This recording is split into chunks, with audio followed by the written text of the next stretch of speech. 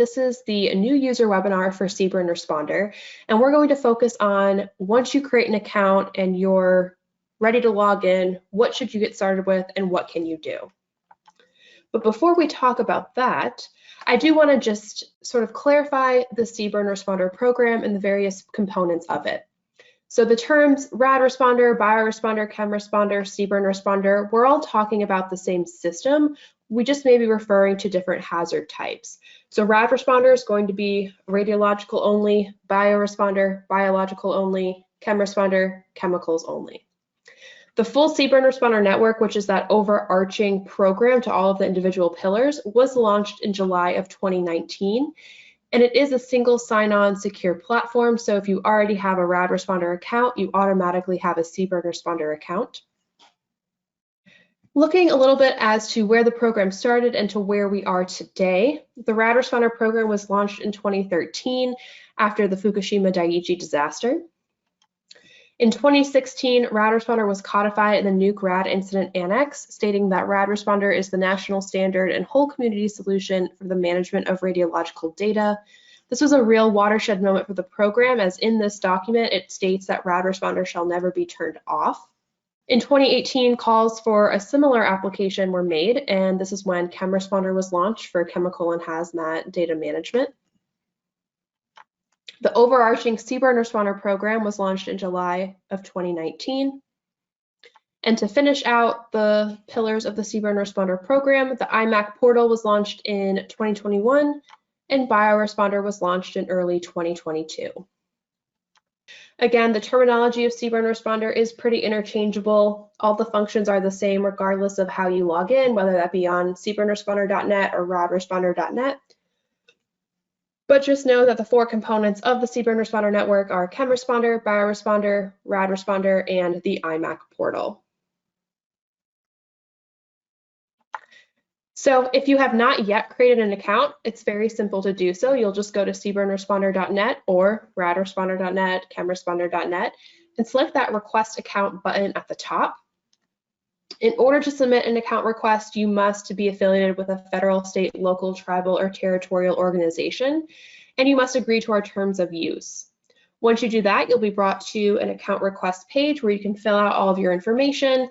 You'll need to acknowledge that you are lawfully employed by or you have a valid association with the organization you're requesting to join, and then you can go ahead and submit your request. Once that request is submitted, you'll be sent an email from our support email where you can validate your email address. You must validate your email for it to then be brought to your organization's admin or personnel manager. And this is where they'll then review and approve your request. Once they do that, it then goes to us, the CBRNResponder support team, for that final review. We'll make sure that you have your work email address, make sure you don't have a duplicate account, and if we need to clarify anything, that's when we'll reach out to you to make sure that you're set up. And after all of those levels of approval, you'll receive an email alerting you that your account has been approved and you can go ahead and log in. This is an example of an email that you'll receive letting you know that your account has been approved. In this email, we'll let you know what your username is, which is your email address that you used when registering, the various roles that you have been granted, and we do have additional resources and links where you can learn more about the CBRNResponder program. So you've requested your account, you've been approved, you can log in, now what? So once you log in, depending on which way you log in, whether that be from CBRNResponder, RAD, Chem, you're going to be brought to the homepage dashboard.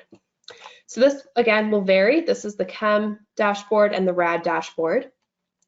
But the most useful piece of information on the CBRNResponder dashboard is going to be that 24/7 emergency support hotline. So this is what you can use if you have a real-world emergency happening and you need CBRNResponder support. At the top, you'll see the name of the most recently selected event that you were in. And right next to that, you'll see the name of the organization that you belong to and the one that you currently have selected. If there are any current or active emergency response events that are ongoing, they'll show up on the dashboard. And this is where you can either request access to that event if you don't already have access, or if you do have access, this is going to allow you to quickly select that event. Now on those hazard-specific dashboards, this is the RAD Responder one, for example, there are a couple different tiles, but are going to provide you with similar information. So at the top ribbon, you have that most recent event that you were in, but you can also search for events.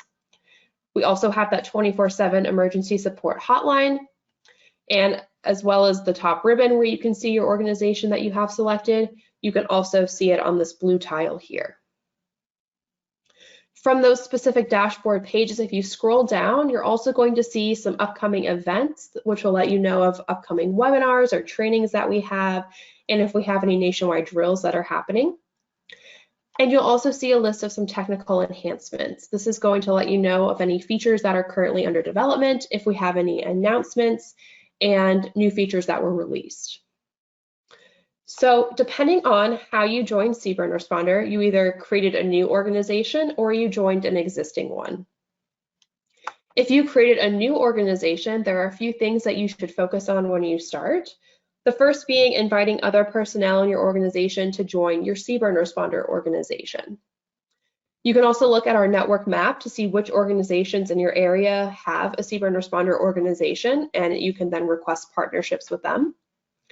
And you can look at other organization-specific functionalities, such as equipment, to determine how you want to leverage that functionality and if you want to.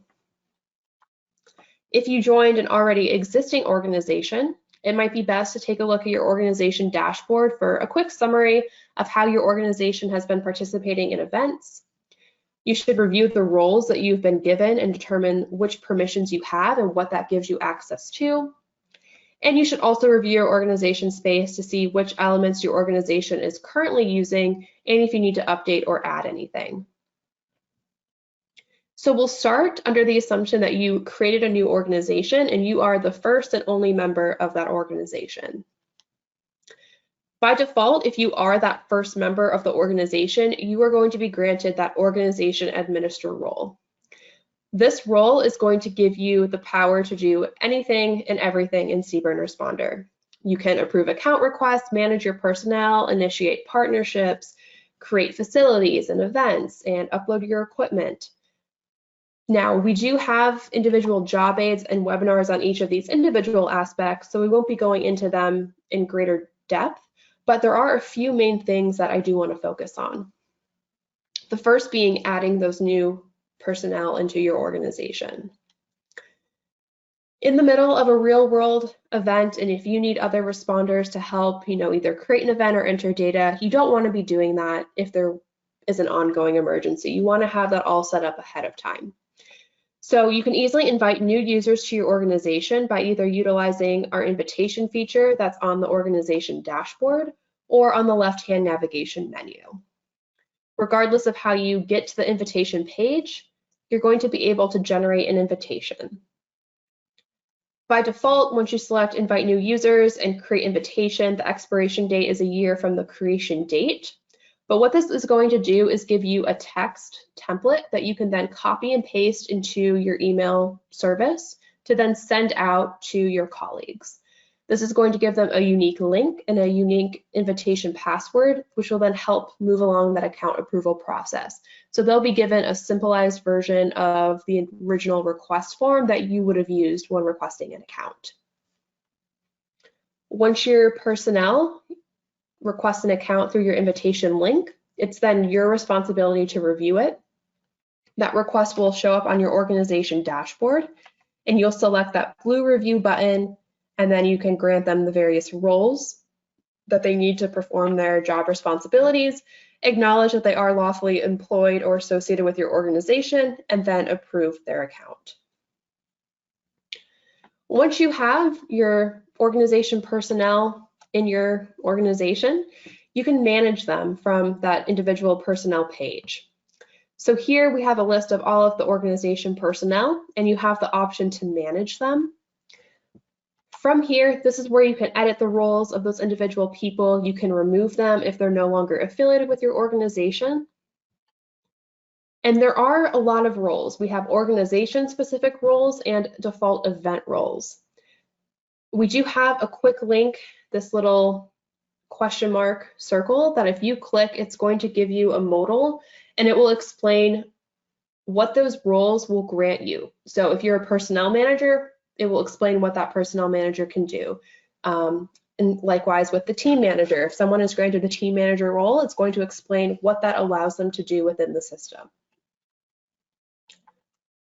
Once you have everyone who should be in your organization, you have their roles configured, it is important that you periodically go through your personnel page to make sure that your list is up to date. If you have staff turnover, make sure those who are no longer employed with your organization are removed. And likewise, if people join your organization, make sure that they're added so you're not having to deal with this in the middle of an emergency. So you've set up some new personnel in your organization, and now would be a great time for you to take a look at the network map and start looking and see what other organizations are around you. We recommend setting up standing partnerships with surrounding local agencies, various state agencies, your DOE RAP team, your FEMA region, etc. So that way, when an event occurs, you don't have to worry about adding these organizations individually. You're not going to forget someone if they're set up ahead of time. All of these partnerships are customizable, so you can request what you want your partner to share with you and what you want to share with your partner. A great way to see which organizations are in your area is by utilizing the network map. So from that top ribbon, you're going to see a Our Network option. Click that drop down and select Network Map. And here you're going to be brought to this map of all organizations within CBRNResponder. If you zoom into your area, so this is the Dallas-Fort Worth area, you're going to be able to see a better picture of which organizations are in your area. This is the Grand Prairie Fire Department organization. And if I work with them regularly, or if I am in their general area, it may make sense to request a partnership with them. So you can select the View Organization Details option to then be brought to their organization page, where you can press that quick link button at the top that says Request Partnership to request a partnership with them. This is where you're going to be brought to this form where you are going to request what you would like to share with your partner and which information you are requesting for them to share with you. We do have some instructions at the top that will let you know how you can configure this, but once you submit this request, that partner must approve it. There's no one-way partnership, it must be mutual. So after you submit your partnership request, that organization will receive it and be able to approve or reject it. And the benefit of establishing these default partnerships with your local fire department, your state police departments, your county public health, your DOE RAP teams, your EPA regions, your state emergency management agencies, you're then able to share data in real time to achieve a common operating picture. Another great thing that you can set up at the organization level is your equipment. So there are a few reasons why you should upload equipment into CBRNResponder. One being it's a free database to keep track of your equipment inventory, their locations, the maintenance schedules, and availability of said equipment. It helps ensure data quality when measurements are associated with equipment. You can assign equipment to field teams and individual responders. And by uploading your equipment, data collectors can then pare down their list of available radiological units, available meters and probes to lessen the chance of human error. So you have your equipment kit, you upload that information into CBRNResponder, and then once an emergency or an event does occur, your responders can turn on this Show Only Assigned Equipment filter and only select from a pared down list of equipment to ensure that data quality. As you build out your organization's space and you assign roles to various individuals, assigning the equipment manager role is going to give some individual or individuals the ability to manage and configure their equipment items and the maintenance. They can upload in bulk, and this will help efficiently upload those equipment items, but those equipment managers should be responsible for those maintenance schedules and records to make sure everything is as up to date as possible. And to aid in that maintenance, we do send a weekly equipment maintenance report to those who do have that equipment manager role. So those are a few things that you should do right off the bat if you are creating a new organization. But if you joined an existing organization, a lot of those things will already be set up for you, and it's your responsibility to then go in and see what's been set up and what may need to be updated. So to check out your organization space in CBRNResponder, you'll select the top ribbon with your organization's name to be brought to your organization dashboard. This is going to tell you, any pending account requests that your organization has, the various data, any equipment with maintenance coming due, and give you a great bird's eye view of what's going on with your organization. That top tile is going to show you any pending requests. So if you were granted the personnel manager, planner, or admin role, you will actually have the permission to review and approve these requests. From the organization dashboard, you have a quick link to view all of the events that your organization has sponsored, a quick link to the document library, which is a document repository that your organization can add documents, PDFs, photos, PowerPoints for only folks in your organization to access, and that quick link to invitations. From that organization dashboard, you also have the ability to view the data collection actions for all of the events that your organization sponsors. So here we have, data collected from the last 7 days by your event and the total data breakdown. On that dashboard, you also have a equipment with maintenance coming due tile. So this is something that if you are granted that equipment manager role, this is going to be a great quick glance for you to see which pieces of equipment are overdue, which pieces of equipment are coming due, and how you can upload and update those. The next thing that you should do is navigate to that personnel space to see which roles you've been granted and which permissions are associated with those roles. So very similarly to if you created a new organization, you'll go to that personnel page and click that green question mark to view the modal of the event role descriptions and organization role descriptions. Once you know what you have access to and what permissions you have, you can go ahead and take a look at some other organization capabilities. So there are a ton of different elements that can be configured at the organization level. So that way when an event is created, a lot of those elements that are pre-set up and configured are then just copied over to your event to save time in an emergency. So some of those things include partnerships, equipment, facilities, creating standing teams, data collection set templates, setting up alerts, thresholds, and data assessment policies. If you are interested in learning more about these various features and capabilities, we do have specific job aids and videos on each of them in the resource library. And also from that organization dashboard, by pressing that events button, you're going to be able to see all of the events that your organization has sponsored. By default, for a new organization, you are given 3 events. So that is the emergency response, routine monitoring, and testing and training event. But your organization very well could have created several more events. You can utilize the filters from your events list to see which events are currently open or ongoing and active. And if you want to view the event, you'll select that magnifying glass icon to then be brought to the details of the event. So this is really easy if you know which event you want to go to, you know that your organization has sponsored it.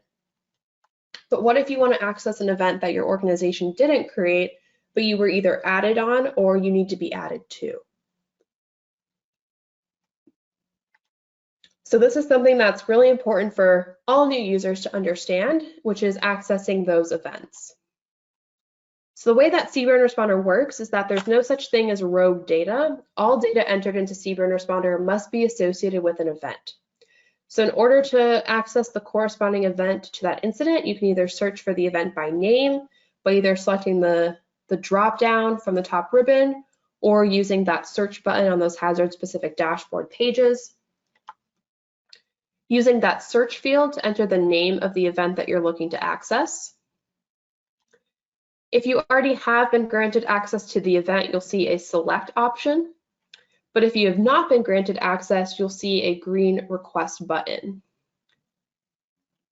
By requesting access to an event, you can determine if you are just requesting individual access or if your entire organization needs access.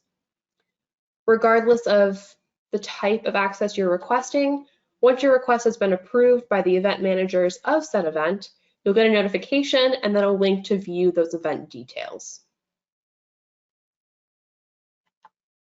Once in the event space, regardless if this is an event that you already had access to or you needed to request access to, you're brought to that dashboard.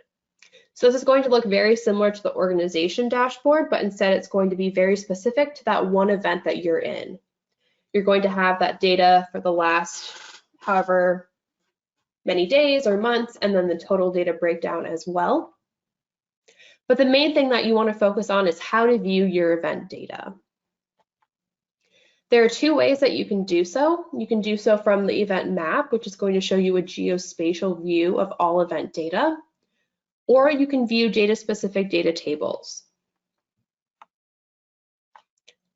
The data type tables are going to give you that more in-depth information about a particular data type, where you can sort by severity, you can sort by the most recent to the latest reading collected, and severity, value, units, etc.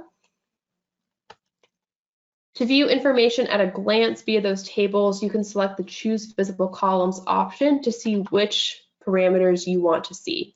So you can either check or uncheck various options. Each column is going to either have these up and down arrows, and if you do see a column with that, that means that that column is sortable. So depending on the column type, you can either sort alphabetically, chronologically, numerically, or by severity. So this symbol, I have the collected date and time with the down arrow, means that I'm sorting the column in descending order. So the latest data point collected will show up first. You can also utilize the filters to show data that yields your filtered criteria. You can select one filter or multiple, up to you. So here I'm looking for data collected by Amy Foster with the radiation type of alpha and the severity level of medium, high, and or very high. Those are the three filters that I have set, and then my data table is going to reflect those filters. So here, out of all of the readings on my event, only one data type or one data point meets those filtered criteria. The magnifying glass throughout the site is really going to be just that more information option. So when you see that, if you click the magnifying glass, it's going to bring you to the details of whatever you're clicking into. So here I'm clicking into this data point, and I'm going to get the details of my reading. I'm going to see general information, location information, information about the equipment that was used, the height that the reading was taken at, and if there are any attachments. Now, if you want to see all of your event data in a single space, this is where that event map is really going to come in handy. You'll have filters very similarly to what you had on your data tables, and then you have various layers to determine what you want to actually see on the event map. Those filters, like I mentioned, they're going to work the same way that they do for data tables, except it's going to be for the entire map, not just one individual data type. So you can filter by date range, personnel that have collected those data points. We also have advanced filters if you wanted to be more specific. So if you only wanted to see approved data points or only gamma radiation type readings, you could apply those. The layers, on the other hand, are going to allow you to choose the type of data that you want to see. And then once those layers are enabled, you'll get a new menu for that layer. So if you have the event information toggled on, user collected data, GIS files, and 10-point monitoring plan, you're going to get an individual menu for that layer. As an example, if we have my user data options layer menu, you can then determine which data types you want to see. So if you did not want to see analytical results on your map, you would toggle that off, which is what you're seeing here, but I still have my data sets, surveys, and samples toggled on. Once those filters and layers have been set, you'll then view your event data. And the different colors represent the different severities. The numbers represent the number of data points in those clusters. But since there are a lot of different symbols and icons, at the top of your event map, you do have a symbology tab. And by clicking that, you're going to get your map key. So for example, if I have this orange 2 circle with a dotted dashed outline, it's going to tell me the following. So it's going to let me know that the highest severity in this cluster is orange, which equals high. The number represents the number of data points in that cluster, so I know that there are 2 data points.